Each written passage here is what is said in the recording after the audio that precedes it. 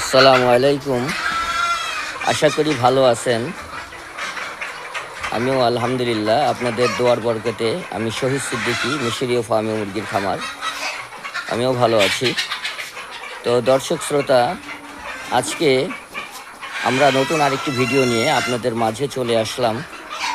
আমি শহীদ সিদ্দিকী। তো আমরা অনেক দিন পরে আবার ভিডিও বানালাম। আমরা নানান ব্যস্ততার কারণে কয়েকদিন ভিডিও আমাদের বানানো হয়নি। তো বন্ধুরা কিছু মনে করবেন না, খামারি ও ভাই বোনেরা।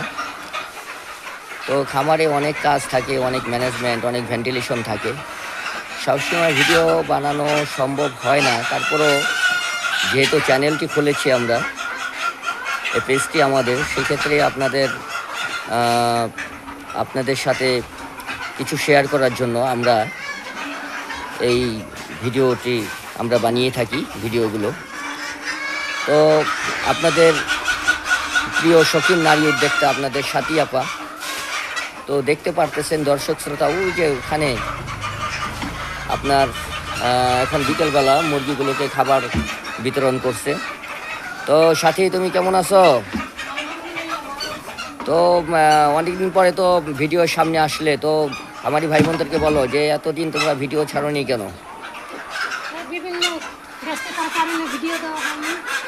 এটা কি ডিম? দেখি, দেখাও।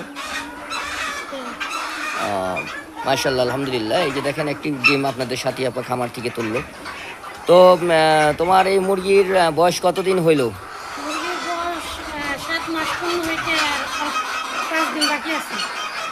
7 মাস পূর্ণ হইতে আরো 10 দিন বাকি আছে।